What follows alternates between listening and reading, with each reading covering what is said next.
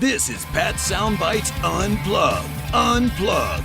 The podcast where all the artists go to tell it as it is. Careers, music, tours, and more. And here's your host, the man that refuses to eat squid, Pat Calamari. Well, hello, Pat Calamari here. Welcome to Pat Soundbites Unplugged. Podcast episode number 29. We're moving right along.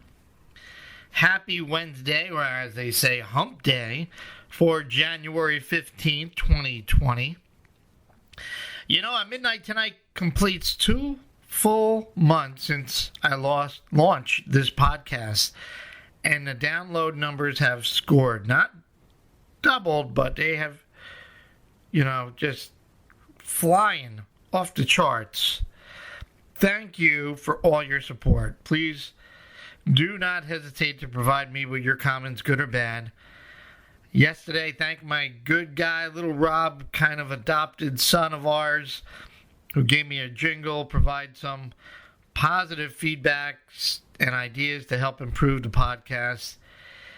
And that really put a big smile on my face, and I will certainly add some of his ideas and changes to make Pat Soundbites Unplugged the best that it can be. Please continue to share with all your music friends. Again, thank you.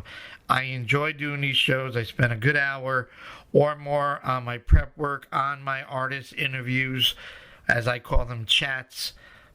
And I take them extremely seriously, especially when an artist gives up their time, some of their time for me. I mean, I pinch myself going, is this really happening?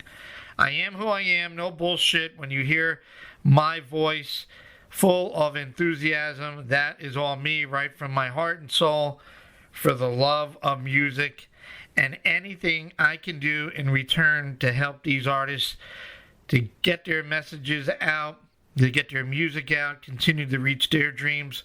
Well, I am all in and all there for them. So you get the point. Again, thank you very, very much. Now, well, I'm sure you have read my title for this episode, and you know what today was. But before I get into that, for family and friends that really know me, I could have a very bad potty mouth when it comes to stuff that drives me insane. And I try very hard here, at least in my podcast, or even talking to the artists and meeting them and meeting friends and family and guests and folks at venues. I try my best always to be professional. And here or there, a word might slip. Well, today, my friends, tighten up your seatbelt, kids, as this will be a bumpy ride and won't be pretty. So there you have it. My pre-disclaimer and notice about the Crock of Shame and my Bite Me title. Today, as you know, the Crock of Shame, and I hate that place, in Cleveland, announced the class of 2020 for their Crock of Shame, I guess, for their board. And they continue to kick the many great artists to the ground and slap the millions of rock fans all over the world. My opinion, my thoughts, hear me out. The event of tease and award is one big pile of cow shit. The name is a joke. The committee is a joke. The process is a joke. My friends, it's all about one single thing. Money. Isn't that what most corporate America is about? And I guess maybe the world too anymore. And the fucking nerve they have to formulate this game plan of, here are the nominees, the names of the nominees, and they probably use the artist names, these wonderful, incredible, amazing artists, without their consent and permission. They just decide who's going to be in, throw it out there and see what happens, to get all of us to believe this is the top peak of the mountain for all these artists. I mean, a rock and roll hall of shame. Yeah, the crock of shame. To me, this is all a fucking money scam. Guys, I interview artists every week, and many of the veterans in the industry simply just don't give a fuck. They don't give a shit. They are so-called eligible 25 years after their first release. Really? Many could be dead. Who the fuck came up with that? Do you know what the artists truly get besides their name on some crappy-ass wall in the beautiful city of Cleveland? Absolutely nothing but more headaches. It means nothing. Do you think having the name as a Rock and Roll Hall of Famer, example now, maybe it seems the Doobie Brothers, are going to gain more fans, going to gain more money, need this recognition for their resume? I mean, after all, the Doobie Brothers have been performing close to 50 years of existence and millions of records sold worldwide. Fuck no, they don't need this hall of shame. And any of the artists, for the most part, I mean, look at poor Pat Benatar. When her name was thrown out there for this class, when this all started, Pat didn't seem to care at first, and mentioned even at one point she was considering not even performing. But she watched the fan vote climb, and what is she going to say? She certainly doesn't want to piss off her loyal fans who have supported her throughout all the years. So, of course, she's going to say, hey, thanks, guys. You know, it doesn't mean a lot just to know that the fans still are out there and care about me. What artist wouldn't say that? But do you think she needs to be in this crappy place in Cleveland? Honestly, she certainly doesn't. Nor did I really think she wants to be. It's not going to make a difference in her resume. No, not going to happen. Doesn't make one bit of a difference. Let me tell you, let's go back to the class of 2016.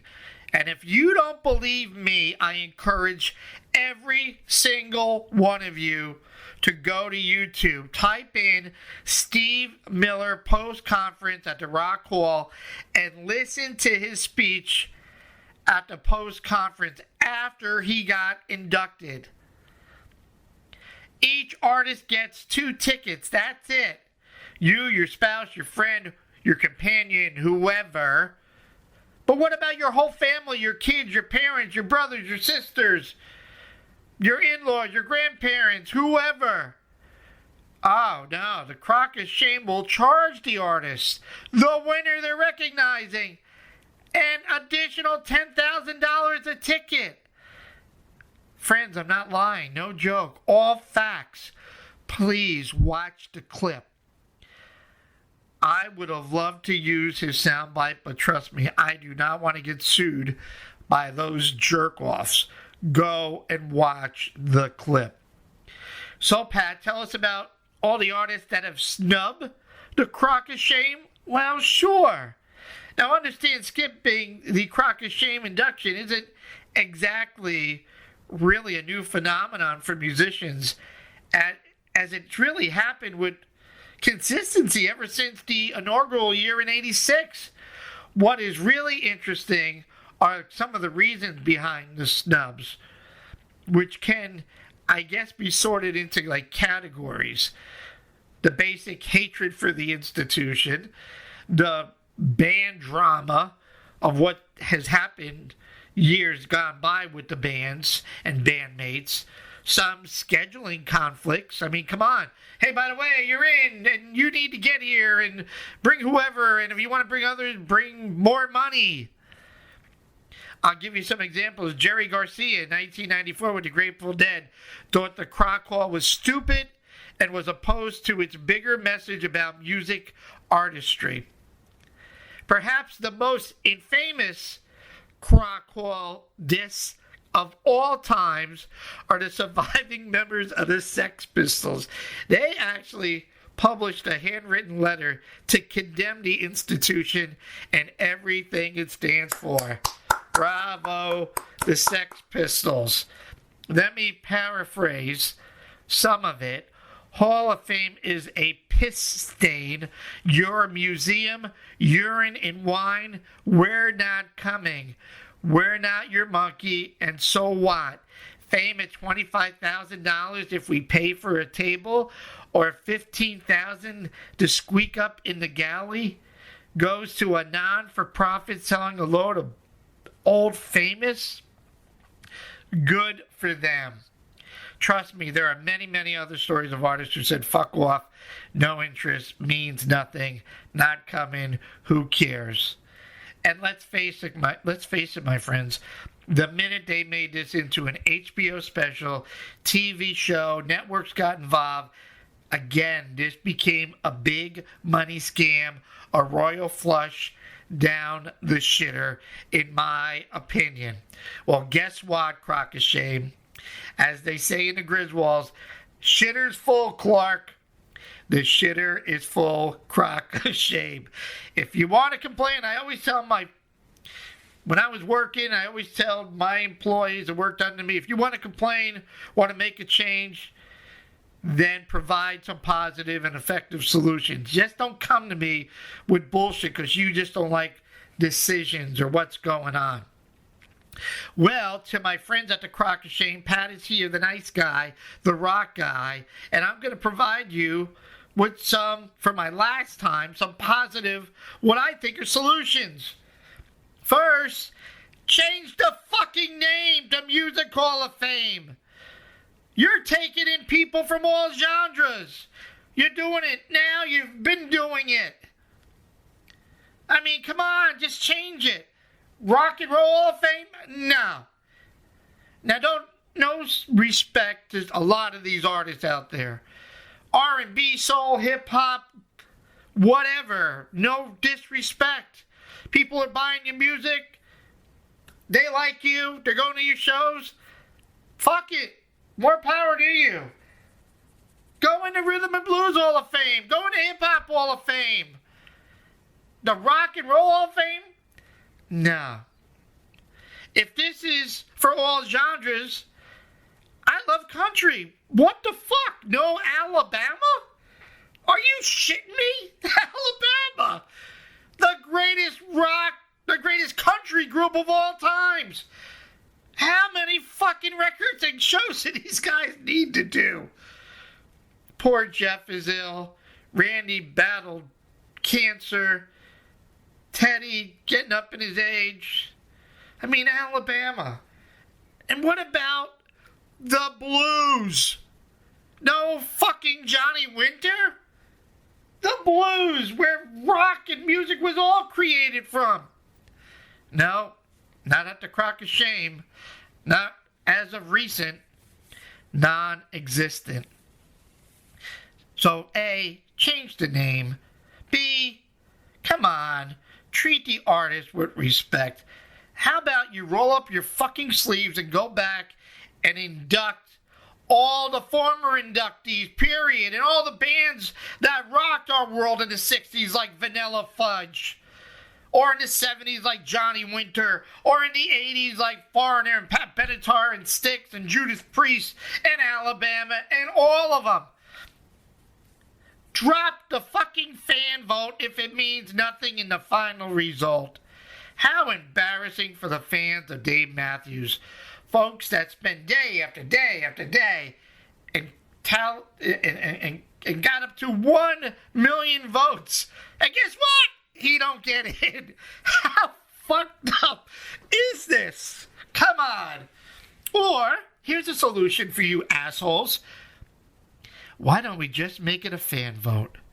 You know, those people who spend their hard-earned money and purchase the albums and records, who attend the concerts year after year, who buy the t-shirts, the bumper stickers, the hats, the koozies, and all of it. Let the fans provide you a list of names.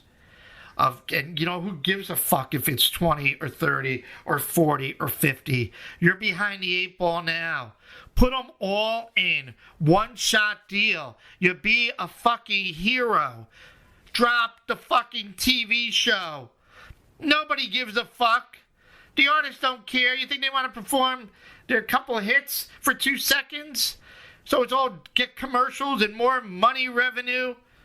And those ridiculous prices for the winners? $10,000 an additional ticket for the winners? Let me just ask you one question. Where the fuck does all this money go to? Cleveland? The building? I don't need to see David Bowie's jumpsuit in a building in Cleveland. I could go to a Hard Rock restaurant anywhere in the country, the world, and see the same, or maybe a different one, hanging up in a fucking restaurant. So where does the money go? Makes you wonder. Makes you think. Remember, money, the root of all evils. Is this not a scam? So there you have it. Crock of shame. Bite me. Stick it up your ass. Yeah, now I feel so much better. What a great day on a Wednesday. On episode number 29. I hope you're laughing your ass off, that I'm able to entertain you. I do really care, and I try hard. And if I offended you in any way with my personal thoughts and opinions, well, I'll just make it easy.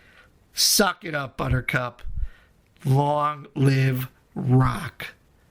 As I always end, because I'm smiling, live, love, and laugh a lot, because life is way too short. See ya!